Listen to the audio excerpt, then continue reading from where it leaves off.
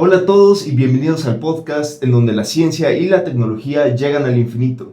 El día de hoy vamos a tratar con un tema de la revolución arquitectónica y cómo se relaciona con la inteligencia artificial. Es parte de lo que vamos a ver, el diseño arquitectónico, los retos éticos y sociales. Mi nombre es Juan Pablo López. Mi nombre es Francisco Viveros y el día de hoy, para tratar este tema, invitamos a un invitado muy importante, el doctor Edwin González Mesa, doctor en Construcción y Tecnología Arquitectónicas, con más de 21 años de experiencia profesional, miembro de asociaciones como AIAM, CAPAC, IAS y Acadia. Pertenece al nivel 1 del Sistema Nacional de Investigadores ESNI en México. Buenas tardes, doctor. ¿Cómo se encuentra el día de hoy? Buenas tardes, muy bien, muchas gracias, emocionado por estar una vez más por aquí. Qué bueno, y para empezar a introducir el tema, ¿le gustaría explicarnos un poquito de qué son los parámetros y cuál es la influencia que tiene sobre la arquitectura? Bueno, hay que entenderlo a lo mejor también desde el punto de vista desde nuestra vida cotidiana, ¿no? Nosotros estamos rodeados de parámetros, pero muchas veces no estamos conscientes de que existen estos parámetros. Si lo veo desde mi cuerpo, pues yo lo veo qué altura tengo, cuánto peso, de qué largos son mis dedos, mi masa corporal, etc. Son valores que yo puedo medir y que estoy consciente que es parte de lo que es mi vida cotidiana. Pero si ya lo vemos desde otro punto de vista más arquitectónico, pues lo vemos tan solo en la temperatura que tenemos ahorita en el salón, ¿no? Si cuántos grados tenemos, si es muy caliente, si es muy frío, la intensidad de la luz, los materiales, altura del muro, largo, ancho, etc. Entonces, si ustedes observan y se pueden analizar su día a día, estamos en un mundo lleno de parámetros, ¿no? Ok, claro. Y usted ahorita ha estado mencionando que estamos rodeados de parámetros de alguna manera. ¿Hay alguna relación con lo que usted ha mencionado y la inteligencia artificial? Mucho, ¿no? Yo inclusive no estaba consciente de que ya desde hace aproximadamente unos 10 años, 10, 8 años que yo utilizaba estas plataformas de diseño paramétrico, que yo ya estaba utilizando la inteligencia artificial para optimizar algunos de mis proyectos, ¿no? Porque, por ejemplo, yo diseñaba una estructura y la quería ligera y resistente, y le metía un algoritmo de optimización, y yo no estaba consciente de que ese algoritmo, que era un algoritmo evolutivo, pues ya era inteligencia artificial. Yo estaba enseñando a la máquina a hacer lo que yo quería una estructura que fuera ligera y a la vez resistente, ¿no? Entonces, ese es un ejemplo, ¿no? Pero ya de ahí unos 3 años para atrás, que fue cuando surgió ChatGPT, que todos nos llegó la conciencia de que existía la inteligencia artificial, pero todavía en la arquitectura, unos meses antes, surgieron plataformas de generación de alucinaciones de máquina, ¿no? Entre ellas, pues una de las más conocidas, que es Midjourney, ¿no? Okay. Ya después vino Daily, que bueno, Daily ya tiene más años inclusive que Midjourney, pero fue en esa época cuando empezamos a ver que la inteligencia artificial también estaba en la arquitectura presente. Usted menciona parámetros como el clima, el presupuesto y los códigos de construcción que son clave, ¿no? ¿Cómo estos afectan al proceso creativo? ¿Nos podría hablar un poco de eso? Pues influyen en mucho, ¿no? O sea, muchas veces el arquitecto o el diseñador, como ustedes lo quieran ver, el experto en diseño, pues ¿qué se enfoca? Que se vea bonito, que se vea estético, etcétera, y a lo mejor la esteticidad no es un parámetro que sea medible, ¿no? Porque lo estético para ti es diferente a lo que es estético para ti, etcétera, ¿no? Pero los parámetros esos no son iguales para todos, ¿no? Okay. Y entonces cuando diseñamos en base a lo estético, muchas veces no sabemos si, por ejemplo, si es una vivienda, la persona que va a estar acostada en una recámara, claro, le va a estar pegando el sol, y va a ser muy caliente, va a ser muy frío. O si estamos en una zona sísmica, si el material que yo estoy utilizando es resistente para soportar un movimiento sísmico, etcétera. Entonces, estos parámetros, estos valores que nos dan a veces los códigos o la misma práctica de la arquitectura, y no los tomamos en cuenta, pues podemos, en el mejor de los casos, pues nada más es un espacio muy caliente o muy frío o muy incómodo.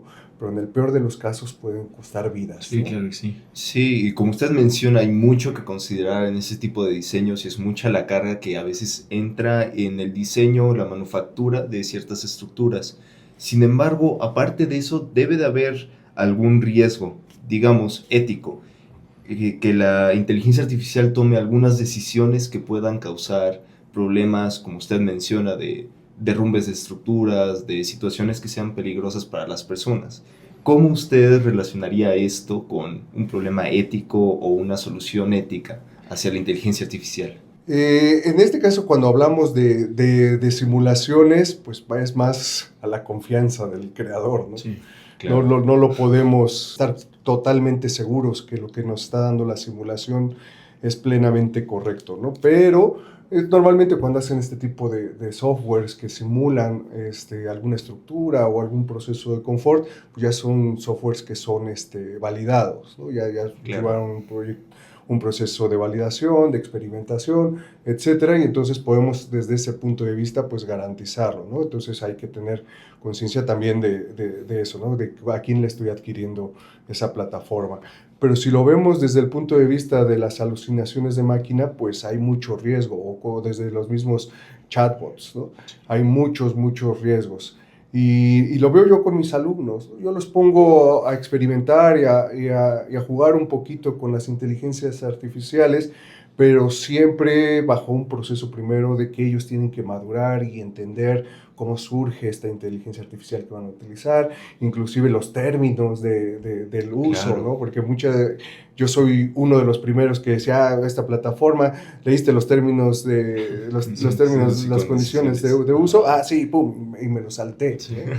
Pero cuando estás utilizando ya este tipo de plataformas de inteligencia artificial, como las de alucinaciones de máquina, es muy importante leer esas condiciones, ¿no? Para saber qué hacer. Yo tenía, hablando de estos parámetros, que dice que son constantes, que no, bueno, más que nada que tienen una definición, que no es subjetivo, como la estética que menciona. ¿Estos han variado con el tiempo? Sí, varían, ¿no? Porque tan solo lo vamos a ver en el cambio climático. ¿no? Claro. Sí. Cuando nosotros hacemos una simulación de confort en el interior, pues ya estamos viendo que las temperaturas cambiaron de hace 10, 20 o 30 años a lo que es el día de hoy. Inclusive ahorita ya tenemos simuladores que nos permiten ver cómo sería ese clima dentro de 30, dentro de 50 y hasta dentro de 80 años, ¿no? Así como vamos, y aún así van a ser predicciones muy subjetivas, pero que nos permite, cuando yo hago una simulación de un objeto arquitectónico, a lo mejor pensar cómo sería el clima dentro de 50 años en ese objeto arquitectónico para a lo mejor tomar decisiones, ¿no? Perfecto. Claro, y ahorita considerando a nuestra audiencia, ¿qué tipo de chatbots, qué tipo de inteligencias artificiales usted recomendaría para empezar como alumno a tal vez considerar estos parámetros, este nivel de estética necesario para la arquitectura? Pues yo creo que aquí es el que más te acomode, ¿no? Yo tengo bueno, está por excelencia el de que es ChatGPT, pero he leído varios artículos ya de expertos en la arquitectura, por ejemplo, que gustan de utilizar mucho Copilot, ¿no? Claro, por ejemplo, sí. Copilot les gusta mucho a algunos expertos y grandes de la arquitectura a nivel internacional. Y bueno, también, por ejemplo, en lo personal he estado utilizando Gemini como otro ejemplo, pero yo creo que aquí es ir probando con cada uno de estos diferentes chatbots para ver cuál es el que realmente te da el beneficio que tú estás buscando. Hablando de esta inteligencia artificial, me da mucha curiosidad este impacto, esta ayuda, comparándolo con el pasado, donde no teníamos estas tecnologías revolucionarias. ¿Cómo es que podemos optimizar estos datos? Porque la inteligencia es lo que hace, ¿no? Agarra datos y te optimiza, ¿no? ¿Cuál es el impacto de la inteligencia artificial tomando en cuenta los parámetros? Pues ya es un diseño mucho más eficiente, ¿no? De entrada, vamos a tener datos mucho más exactos, mucho más precisos, a como cuando lo hacíamos con una calculadora, y a veces ni eso, ¿no? Okay. Entonces, es un cambio muy radical. Eso va a ser mucho más eficiente, tus procesos van a ser más cortos, etcétera. Yo inclusive les pongo el ejemplo a veces a mis alumnos, el Palacio de los Deportes de la Esfera de México, ¿no? Sí. Todos lo conocen. Pero cuando yo estudié un poquito del Palacio de los Deportes, sus simulaciones de ellos eran con saquitos de arena, ¿no? Le ponían pesos y hacía algunos sensores para ver cómo se deformaba. Y entonces, pues, bastante complicado, ¿no? Hacer ese tipo de procesos en esa época, y ya no me los imagino ahora, ¿no? Ahora ya lo diseño, lo modelo en un software, le pongo un algoritmo que me hace el cálculo que hacían en ese momento los saquitos de arena, y entonces obtengo resultados que a lo mejor antes me tardaba un año en montar esa maqueta, ahora lo puedo obtener en 20 minutos. Entonces, podría decir que beneficia en costo, en tiempo y en, no sé si es salud, bueno, no, es como riesgo, ¿no? O sea, ya no hay tanto riesgo de equivocarse. Exacto. ¿no? Otro ejemplo que a lo mejor muy rápido lo menciono, yo soy un amante del fútbol. Okay. Sí. Y yo alguna vez estaba viendo un partido América Pumas por la tele, y de pronto empiezo a ver ahí a la Rebel brincando, ¿no? Brincando, y toda la cámara de Televisa así moviéndose, ¿no? Moviéndose. No podían enfocar a la pelota, tanto que pues sí tuvieron que poner la toma a nivel de cancha. Pero ver las gradas moverse de esa forma alertó a la gente de Televisa. ¿Por qué sucedió eso? Porque cuando hicieron la prueba estructural del Palacio de los Deportes, pues te pusieron sacos de arena, ¿no? En lugar de personas. Y en esa época, pues nunca pensaban que las personas iban a brincar, ¿no? Sí, claro. Y entonces era también tema de, por ejemplo, en este caso un tema de seguridad, ¿no? Y entonces ya se tuvo que reforzar la estructura del estadio. Sí, y ahorita que usted está mencionando todo este tipo de ámbitos, que es muy importante considerar, ¿qué se debería de buscar o qué se debería de innovar en ciertos software, ciertas inteligencias artificiales para asegurar eficiencia, mejores recursos, menos posibilidades de algún riesgo? ¿Qué considera usted? Pues en este caso yo creo que ya los softwares que están al día de hoy ya son bastante seguros. Pues lo hemos visto ya con lo que nos ha tocado sufrir, ¿no? Diferentes sismos, huracanes, etcétera, y las estructuras siguen de pie, ¿no? De aquellos que siguieron las normativas. Pero los retos yo creo que está todavía en seguir haciendo los procesos mucho más eficientes. Por ejemplo, cómo simular, cómo disminuir los tiempos en todos estos procesos burocráticos que todos en todas las profesiones tenemos, ¿no? Que llenar formatos, etcétera, que ya tenga yo un software que me dé la facilidad de llenar este tipo de formatos, pues sería fabuloso, ¿no? Entonces yo creo que como un punto a mejorar en lo que se refiere a arquitectura está lo burocrático, ¿no? Y la otra, pues, es entender las inteligencias artificiales. Sí, por supuesto. Yo tengo una duda sobre, estamos hablando de desventajas, no sé si me podría dar una desventaja, si es que la hay, si es que no es todo desventaja, sobre este uso de estas tecnologías de inteligencia artificial en el diseño arquitectónico. Pues desventajas hay muchas, ¿no? Y cuando hablamos en el diseño arquitectónico, la primera desventaja es que la madurez del alumno, la madurez del arquitecto, no permita ver que el resultado que nos da la inteligencia artificial es una opción, es a lo mejor una influencia que yo voy a utilizar en mi proyecto, más no es una solución. Okay. ¿No?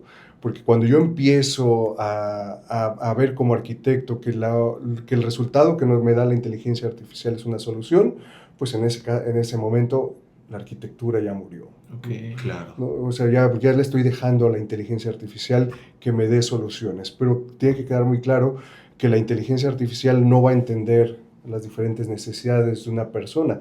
Lo venimos viendo, o sea, me va a dar objetos como cuando yo compro una casa a una inmobiliaria, ¿no? Nunca es una casa ya con una receta que se repite, pero que a lo mejor para alguna familia no le va a servir, ¿no? Porque tiene diferentes necesidades, diferentes gustos, diferentes actividades, etcétera, ¿no? Y entonces cuando llegamos a ver que la inteligencia artificial da soluciones, en ese momento es un problema. Ok. Sí. Entonces diría que está en la persona utilizarla de forma correcta, ¿no? Así es, y para eso hay que tener una madurez, ¿no? Y entender eso. ¿Y usted qué recomendaría para llegar a entender o llegar a alcanzar esa madurez como estudiante en nuestro caso? Lo primero, pues, es escuchar a los expertos, ¿no? Yo cuando pongo a trabajar a mis alumnos, les pongo lecturas de a ver qué te dijo tal arquitecto, a ver qué te dijo tal despacho, qué es lo que dijo con el uso de la inteligencia artificial, ¿no? Porque ellos pues ya son empresas mucho más desarrolladas, mucho más consolidadas y por lo tanto tienen mucho mayores recursos. Y entonces empiezan a leer y ver qué es lo que ellos hacen, cuáles son los retos con los que se han encontrado y ellos mismos los empiezan a ver. Inclusive yo cuando pongo a mis, y obviamente les dejo algunas lecturas básicas para que entiendan cuál es el origen de cada una de las inteligencias artificiales, pero ellos ahorita, por ejemplo, ellos mismos lo ven, ¿no? Cuando están en un chatbot y yo les genero un artificial, cuando no hacen la pregunta precisa, les da una respuesta imprecisa. Okay. Por supuesto. Entonces, ellos mismos ya están viendo que la forma en cómo pregunto va a ser la forma en cómo me responden. Okay. Entonces, tienen ellos, yo creo que les digo, es como entrar a un gimnasio, ¿no? Hay que primero hacer músculo con la inteligencia artificial para ya después hacer las preguntas correctas. Perfecto. Y mirando hacia el futuro, ¿usted cómo ve que estas tendencias del diseño paramétrico, hacia dónde tiende ya? Pues bueno, el diseño paramétrico no es como tal nuevo, ¿no? Ya tiene, pues el diseño paramétrico como tal tiene siglos de existir, ¿no? Pero ya con herramientas digitales, pues yo creo que ese es no es ni siquiera el futuro, es el presente. Okay. Sí. Ya tenemos que diseñar en base a parámetros. Vivimos en un mundo lleno de parámetros, pero a veces no entendemos esos parámetros y los ignoramos, ¿no? Okay. Hasta que precisamente se nos cae el mundo encima, es cuando decimos ¿qué pasó? Okay. Sí. Entonces queremos ver cuál fue el parámetro que influyó en ese ¿qué pasó? Okay. Bueno, doctor, le agradecemos su presencia, todo lo que nos ha comentado, y audiencia, no se les olvide que todos estos artículos de los que nosotros hablamos se pueden encontrar en la página oficial de la Universidad de las Américas Puebla, específicamente en los artículos de inteligencia artificial. El doctor Edwin escribió un artículo muy interesante sobre el tema del día de hoy, que sería el parámetro y la inteligencia artificial, sobre todo su relación.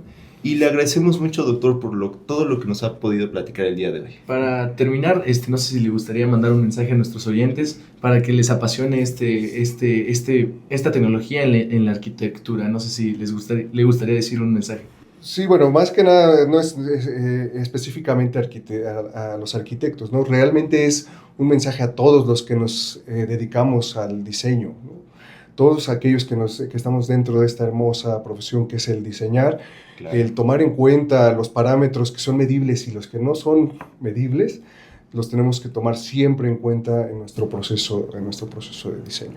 Bueno, y doctor, como último, ¿le gustaría darnos alguna red social o algún medio en el cual nosotros podríamos, o nuestros oyentes podrían comunicarse con usted o leer más? Sí, yo tengo un Instagram donde principalmente publico a veces lo que yo hago, pero por supuesto lo que hacen mis alumnos.